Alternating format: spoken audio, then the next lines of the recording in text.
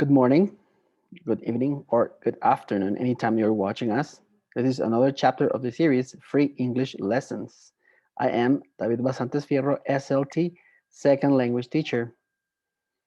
Today, we're going to be learning a new topic, a grammar topic for level C1. This topic is narrative tenses. All right, let's start. So this topic is extremely important for level C1 because it shows the mastery of the language when you're going to talk about a past event or a past sequence of events. So what are narrative tenses? The narrative tenses are used to talk about past events and to tell stories. Extremely important. We often use forward tenses to talk about past events, which are past simple or simple past, past continuous, past perfect, and past perfect continuous. These four tenses are narrative tenses. These tenses can help us to say what we want more effectively. Look at these tenses together in the context of the function narrating relating past events. So let's have a quick view on how these tenses work in the structures, grammar structures, and also in the timeline. So as you see here, we have a panoramic view of all the grammar tenses. Very quickly, I'm going to introduce this chart. Maybe it's the first time you see this, or maybe it's you already mastered this. But anyway, this is the active voice grammar structures chart. Here you have tenses and aspects. The tenses are present and past. Future is not considered a tense. It's an expression, but not a tense. And aspects are simple, continuous, perfect, and perfect continuous. So when you merge tenses with aspects, you get the grammar. For example, this area here, the area number one is simple present tense. The area number two is simple past tense. The area number three is continuous present tense. The area number four is continuous past tense. The area number five is present perfect tense. The area number six is perfect past tense. The area number seven is perfect continuous present tense. And the area number eight is perfect continuous past tense. All right. So what we want to mention or say here is that simple present tense and continuous present tense, these two tenses are present, and everything else here is past. All right? Present perfect tense is past. Present perfect continuous tense is past. And of course, we have all these simple past, past continuous, past perfect, and past perfect continuous. All right, so this is the panoramic view of all the grammar structures. Now we're going to see the same information, but in regarding the timeline here. All right, so we're going to see how these tenses work in the sequence of time.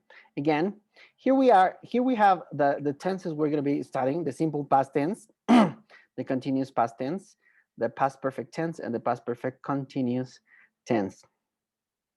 Super quickly, here we have the timeline, right? This is supposed to represent the time. And here we have the present, and here we have the future. And then all this area represents, of course, the past. To understand properly these narrative tenses, we need to divide the past in two regions or two sections: recent past and remote past. All right, recent past and remote past. Then in the area of recent past, we're going to have these two tenses: simple past tense and continuous past tense. Now, what is the difference between these two structures is that simple past tense refers to a single event, right? And continuous past tense, it refers to a process. Now, also, although these two tenses are in the recent past, this one sets a precedent or is a little bit earlier than this one. 3 happens a little bit earlier than 4. Now let's jump into the past, the remote past, and we have a very similar phenomenon. We have here the past perfect tense for single events in the remote past, not in the recent past, the remote past. And then we have the past perfect continuous, which is actually a process in the remote past. So if you see, the processes happened a little bit earlier than the single events. So the oldest event is the past perfect continuous. Then we have, after that, the past perfect tense, a single event. Then we have the continuous past tense. And finally, we have the simple past tense as a single event. In this sequence, 1, 2, 3, and 4. Now, very quickly, we're going to remember what is the grammar structure of these tenses. The simple past tense, of course, you have the subject and then a past tense of the verb. For example, he went to the station. That's a simple past tense. Okay, in continuous past tense, we have a subject and then the verb to be in past and a verb in ing. For example, this, he was going. This is the verb to be, and this is the ing verb. He was going to the station. Now we have past perfect tense. You need a subject, you need the auxiliary verb had, which is having passed, had, and then a past participle. And here we have the sentence, he had gone to the station. He had gone to the station. And finally, we have here the past perfect continuous. We have subject, had, been. This is constant. You always use these two words. You don't change the word been. He had, and then been, and then the verb in ing. For example, he had been going to the station. All right. So these are the 4 narrative tenses that express the past, but they present a correlation or a sequence, a certain order in what order the actions or the sequence happened. So let's return here. Again, we have the timeline and the order in which the events happen. All right. Now we're going to see some application of this. I'm going to read this story. This is a very, very short story. So let's read this, okay? Bon opened the door very slowly, looked carefully around the room, and walked in. The window was open, and the curtains were blowing in the wind. Clearly, someone had left in a hurry. Very well. So this is a very, very short part of a story, a narration. All right. So what verbs are in simple past? Opened, looked, walked or walked in, and finally was. Now, what verbs are in past continuous?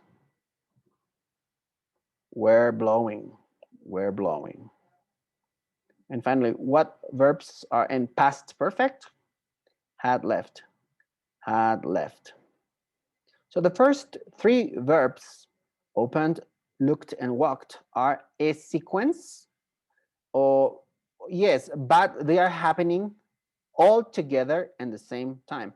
They are written in the order that the actions took place. Although, yeah, they are happening in the recent past. One happened after the other. We know this because they are in the simple past tense or past simple. The past continuous verb were blowing shows an action in progress or process. The curtains started blowing before he walked into the room and continued to blow while he was there. So the process was still happening uh, during that action. And finally, the last verb, had left, show an action that happened before he walked in. If we used the past simple for the last verb, the meaning would be different. For example, the window was open, the curtains were blowing, someone left in a hurry, right? This suggests that the person left after Bond walked in. All right, so let's take this short story, right? And let's put these actions in the timeline. So let's take the first ones. Bond opened the door very slowly, looked carefully around the room, and walked in. The window was open. So Bond opened the door very slowly, looked carefully around the room, and walked in. The window was open. All right, so all these four verbs are in simple past tense. They are in recent past. They're single events. Of course, one happened after another. But then we have this other. The curtains were blowing in the wind. The curtains were blowing in the wind. This is a process. It's a continuous past or past continuous, right? It shows that this started a little bit earlier before all these actions happened. And then, of course, it continued, but it started earlier. This happened first, and then these actions happened. And then we have this one. Clearly, someone had left in a hurry. Clearly, someone had left in a hurry. This is a past perfect tense, and it's a single event. The fact that you use simple past, that you use past perfect tense, this means this action happened earlier than this one. So this happens earlier. Okay, and then we have this other. Bond had been looking for evidence. This sentence is here, right? Bond had been looking for evidence. This is a past perfect continuous tense, is the process, and it shows this happened first, earlier than anything else. So if we took all this story and we put this into this graphic, this timeline, this happens first, then this happens, and then this action, and finally these things. Now, what is very, very interesting is that you can express the story in this particular order, or you can alterate the presentation, but it doesn't change how actions happened in the time sequence. For example, look here. This is the first example, right? Bond opened the door very slowly, looked carefully around the room, and walked in. The window was open and the curtains were blowing in the wind. Clearly, someone had left in a hurry. Bond had been looking for evidence. Now, I'm going to alter, I'm going to move these sentences and put them in other order, but I'm not going to alterate the grammar. Bond had been looking for evidences. Clearly, someone had left in a hurry. The curtains were blowing and the wind. Well, of course, here I can eliminate this wind.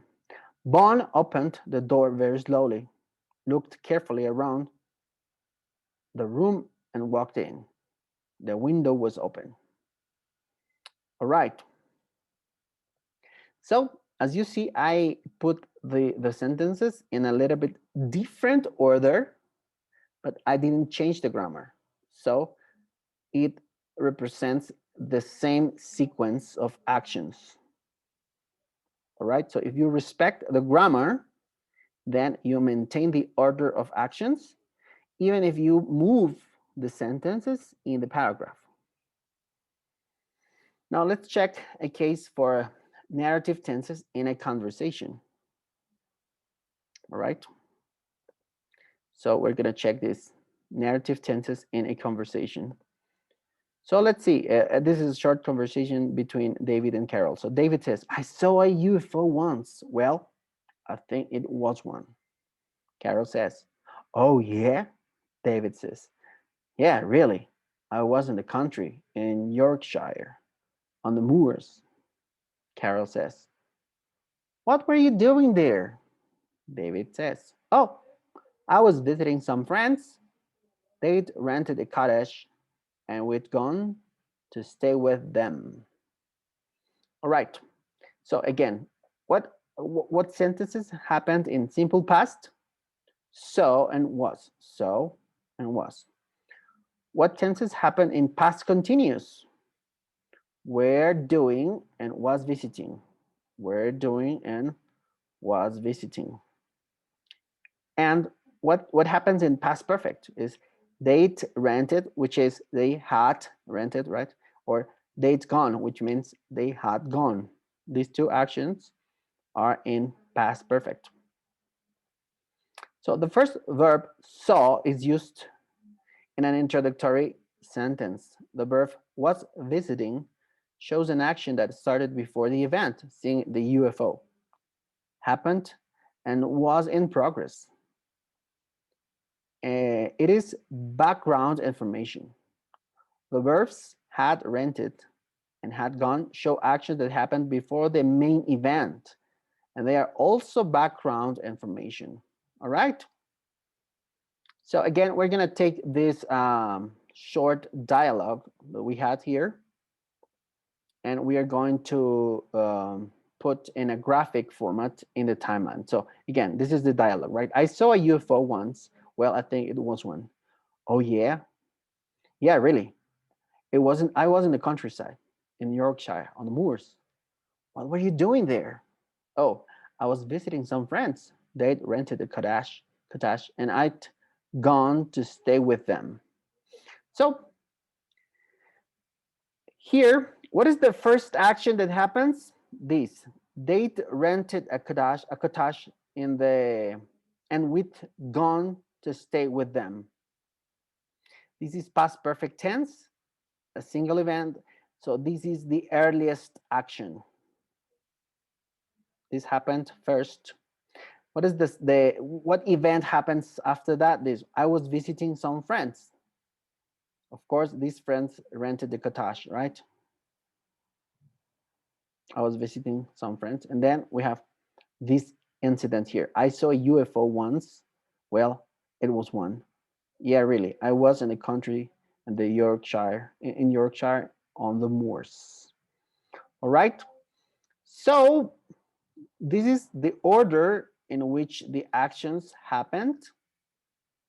But as you see, it is not the order in which the information is presented. Now I'm going to take all these sentences and I'm going to move from a dialogue format to a paragraph format. I was visiting some friends when I saw a UFO once. Well, I think it was one. They'd rented a cottage and we'd gone to stay with them. I was in the country in Yorkshire on the moors. So what I'm trying to prove is that no matter how you present the sentences, if you respect the grammar, um, the timeline remains the same. All right. Now, this is the narrative sentence, narrative tenses. And of course, now you can go to the links in the description to go to exercises online. Um, my recommendation always is that you also stop this video anytime you need and you copy or take a screenshot of the information. And then, of course, do your own examples and practice in the links we provide in the description. If you're watching us on Instagram, please go to the title of the video in the upper part, click on the title, and then you will display the link for the exercises. And if you're watching us on Facebook or on YouTube, you go to the description down below, sorry, and then you will display the link to go to practice this topic. Don't forget to follow us on Instagram, on IGTV, on Facebook, and also subscribe, please, to our YouTube channel for more videos. I am David Basantes Fierro, SLT. And this is another chapter of the series, Free English Lessons. See you in the next video. Bye-bye.